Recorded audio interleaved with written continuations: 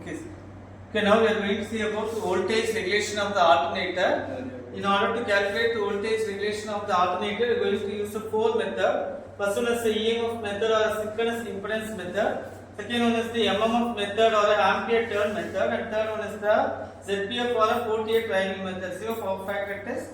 And fourth one is the ASA method. Okay. So now out of this four method, now we are going to see about the MMF method or a ampere turn method. For MMF method, we required two data. One is the first one is the field current for rated voltage. And second one is the field current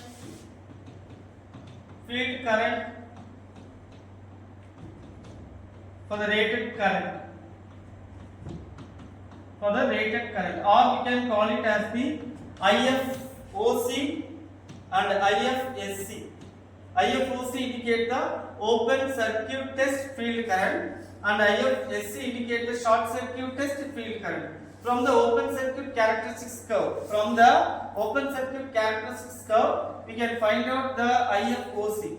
From the short circuit test, we can find out the IFSC. By using these two parameters, we are going to find out the no load induced EMF E0, where the percentage regulation is equal to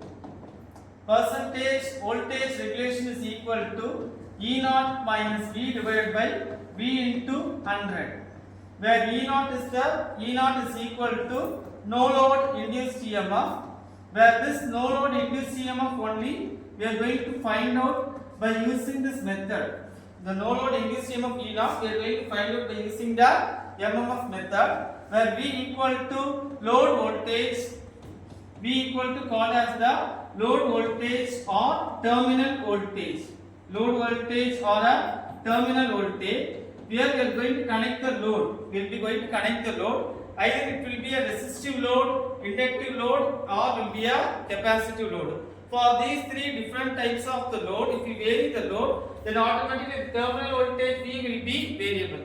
Whereas E0 is called as the no load induced EMF. Here we are going to use the predetermination method, that is without applying actual load. By using these two parameters itself, we can calculate the voltage regulation of the alternator. For this, we required two graphs. First, you considering an x-axis of the field current IF. The next one is the y-axis. We have to use the induced EMF E. Next, step 1. You have to use the field current for the open circuit voltage.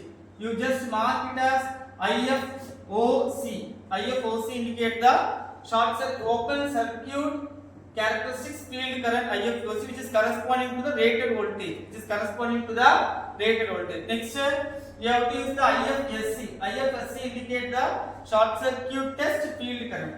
That short circuit test field current, we have to make the short circuit test field current for a three type of power factor. For unity power factor 90 degree, for a lagging power factor 90 plus pi, and for the leading power factor 90 minus pi angle we have to use over here. So first IFOC and next one is the IFSC. Now here you mark it as O, and then here you mark it as M. O and M. Now join O and M. Okay. Then next, you draw the open circuit characteristics curve. We have to draw the open circuit characteristics curve.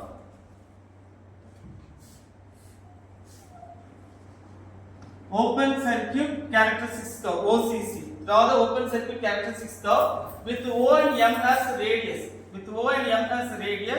Draw an arc. It will touch the x-axis. From here, draw a line. This line will touch the open circuit characteristics curve. That corresponding voltage is called as the induced EMF E0. corresponding induced voltage called as E naught, which is for the lagging power factor. The yellow color is for the lagging power factor. Next, for leading power factor. For the leading power factor, you are going to use 90 plus pi. If the power factor cos pi, for the power factor of cos pi equal to 0.8, then pi equal to cos inverse of 0.8 is equal to 36.86. Pi equal to 36.86. For a lagging power factor, 90 plus pi equal to 126.86, which is 90 plus pi. So here you have to use the closed circle and you have to measure the distance of IFSC. You have to measure the distance of IFSC and just marking it as P. And just marking it as the P, where this angle is equal to 90 plus pi. This color indicates for the 90 plus pi. Now join O and P.